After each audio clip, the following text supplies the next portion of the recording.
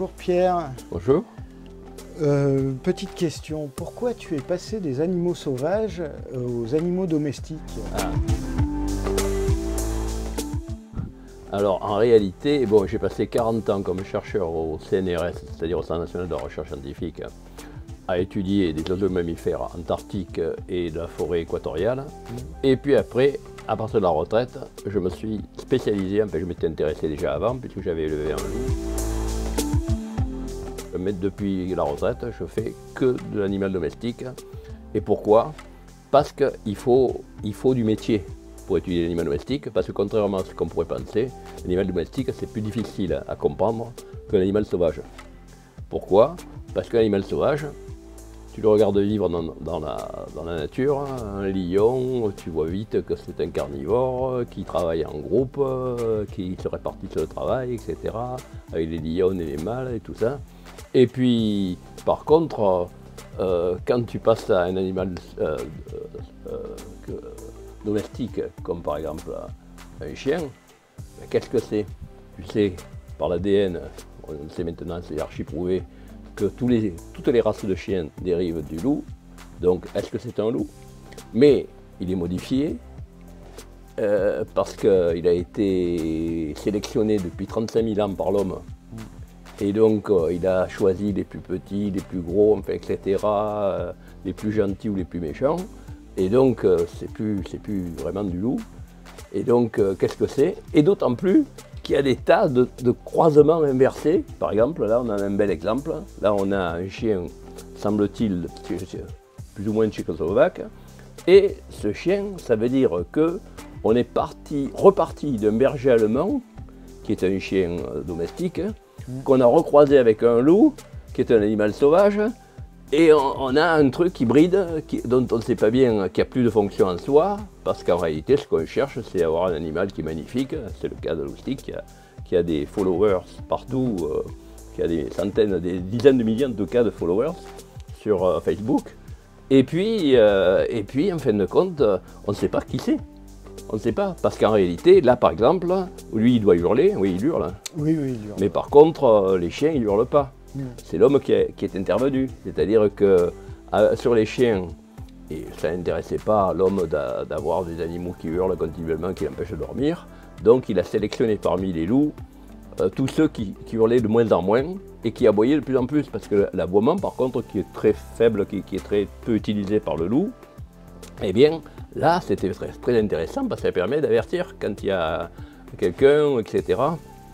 Donc, l'homme a modifié le loup pour en faire le chien, c'est-à-dire, par exemple, pour ce cas particulier du hurlement, il a supprimé le hurlement et il a fait le chien qui aboie.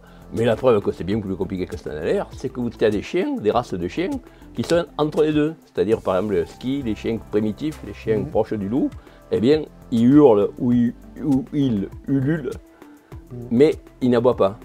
Donc, on voit qu'en réalité, qu'est-ce que c'est la niche écologique d'un chien? Qu'est-ce qu'il pense vraiment? Qu'est-ce qu'il a dans la tête?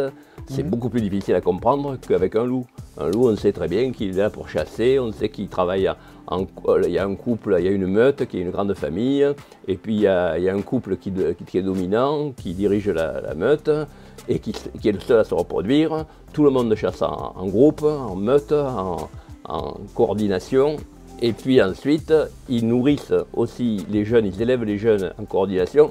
On sait ce que c'est, mais un chien, déjà, il nourrit pas les jeunes de la même manière, il ne régurgite pas.